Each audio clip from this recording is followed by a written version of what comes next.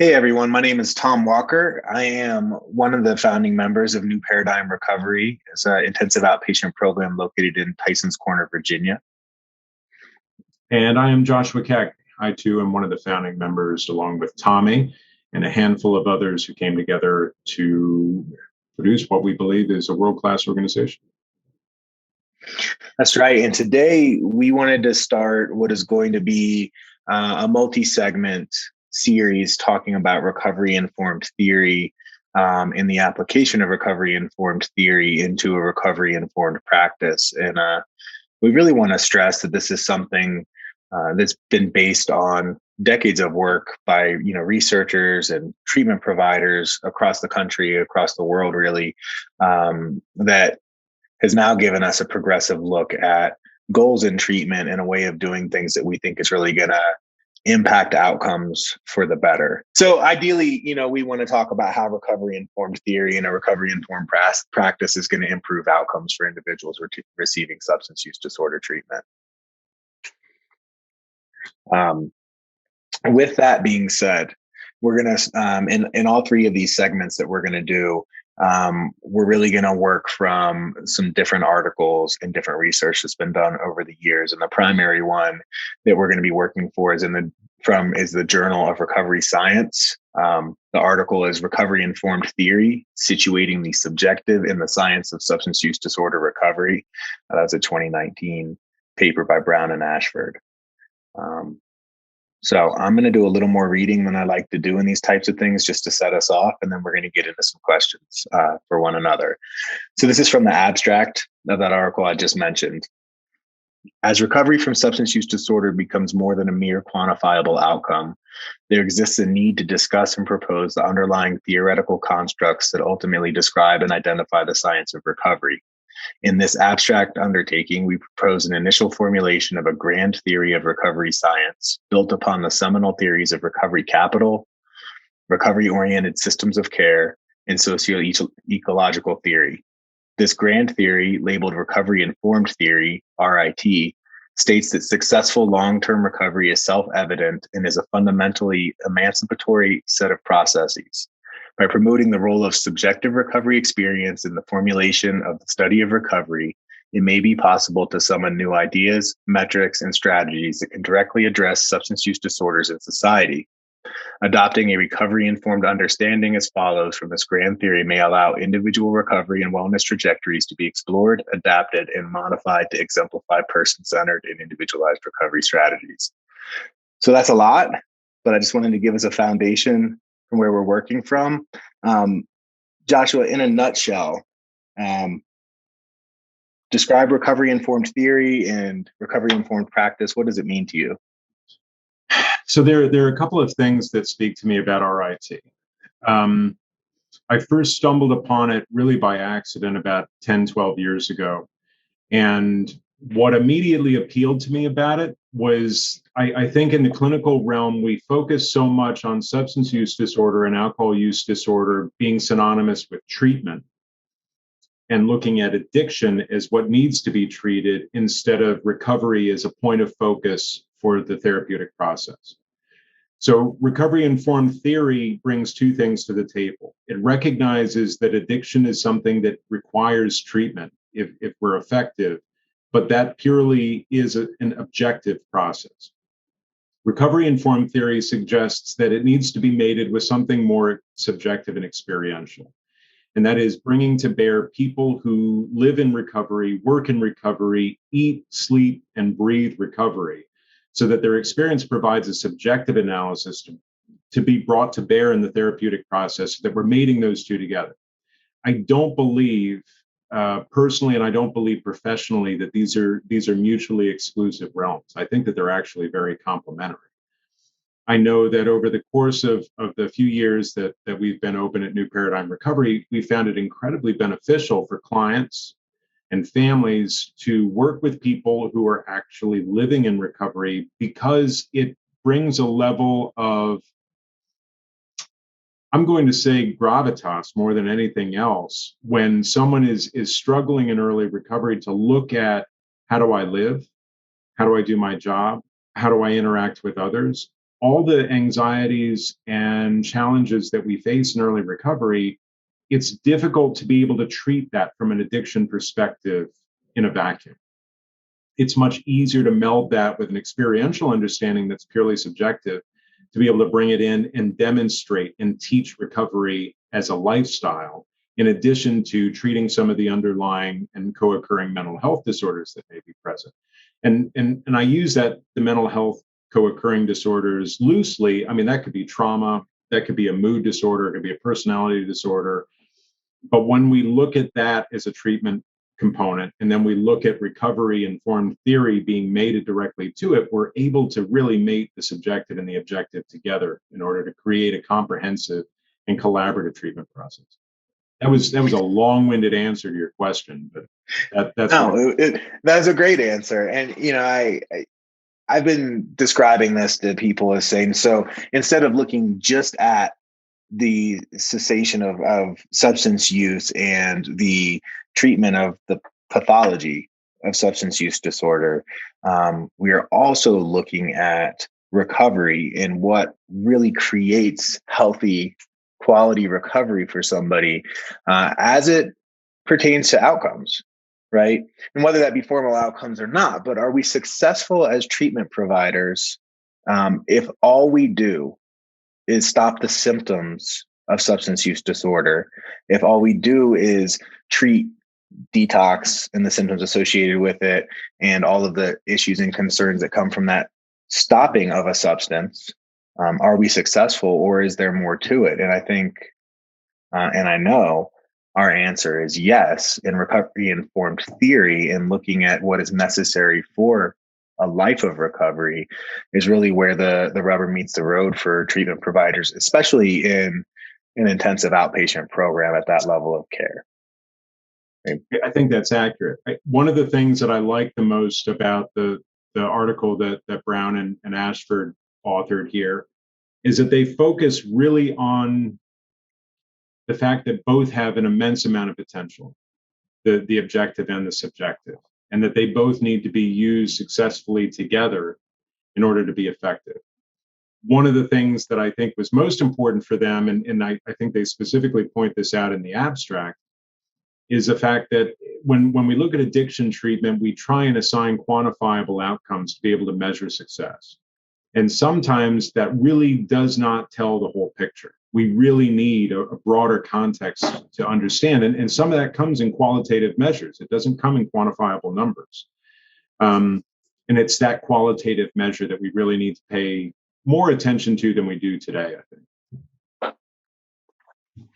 I appreciate this. So, give me a better idea when you say, well, subjective, right? I think like when we talk about objective, right, you're talking about the standards that we see through Joint Commission and what are commonly used, and ASAM guidelines and a number of different kind of, I think, what we would consider more scientific measures. Correct. Correct. Right. So if we're talking about subjective, what are you talking about? Yeah, that's a great question. I think if I go back to grad school, I remember sitting in a class that we had on addiction treatment.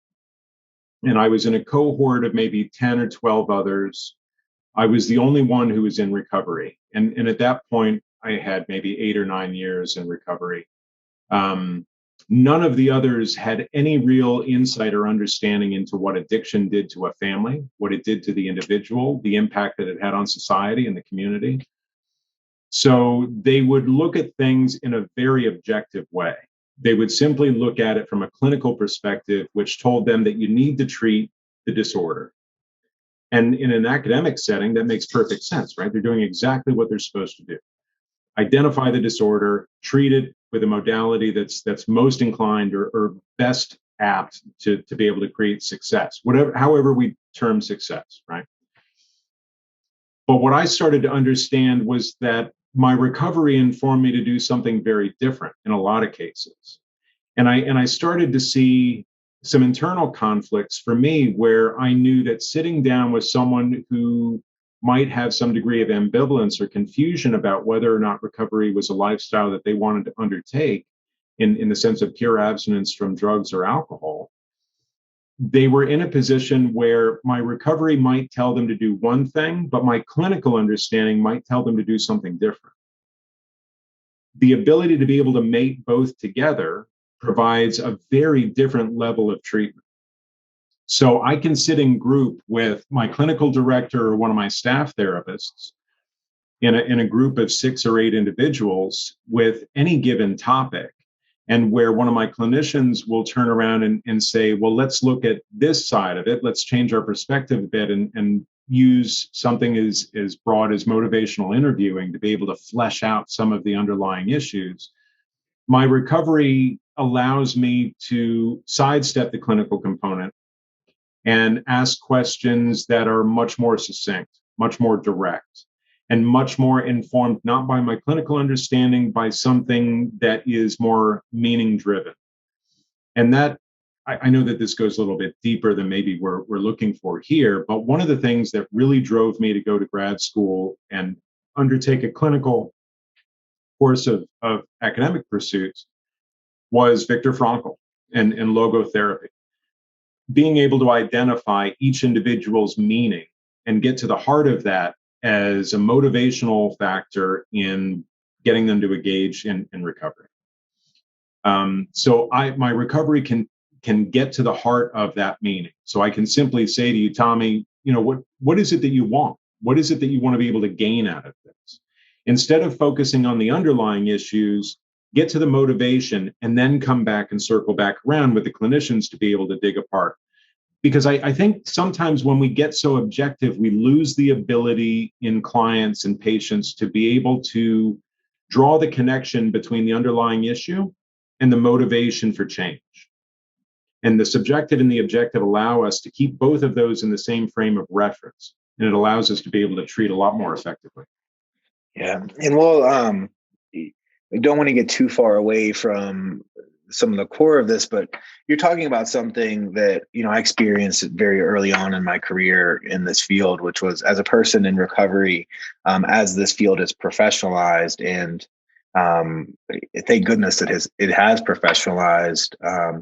There was a ethical conundrum in terms of, does someone who has personal experience divulge that, self-disclose that in a clinical setting? Does that stop them from relying on clinical skill? Does it blend, boundaries? Does it make it more difficult for therapists that aren't in recovery to work with the substance use disordered population? All of these question marks came out of it, and the field got very much away from lived experience being an expectation of some staff in substance use disorder treatment. And then we see the behavioral health field, the severe and persistent, mental illness treatment and housing move back towards strong reliance on individuals' lived experience because of an ability to relate, an ability to understand, to provide some stability within milieus and so forth. And now substance use disorder is kind of pointing back in that direction, right? We're coming full circle. And the question is, in this modern area where we have, in fact, professionalized, where we do expect individuals that are providing therapy to be master's level clinicians, to have licenses and to do that, how do we effectively meld the objective and the subjective, have individuals lived experience that can divulge their own personal experience, relate to our clients, to our patients directly, provide that stability without kind of upsetting the boundaries and the ethics that are held by NASW and BCC, NADAC, all these different organizations. I think that you're absolutely on target there. One of the things that I know I had a conversation a few weeks ago, and I know I mentioned this conversation to you in passing, with a nurse practitioner who's been in practice for the better part of 30 years at this point, who has been in recovery for a vast majority of that time. And she asked me specifically about RIT, and she wanted to know more about it. And she confessed openly, I have never told any of my patients that I'm in recovery. And I simply looked at her and said, why wouldn't you? Don't you see that as a missed opportunity to be able to create a connection with your patient that you might not otherwise have?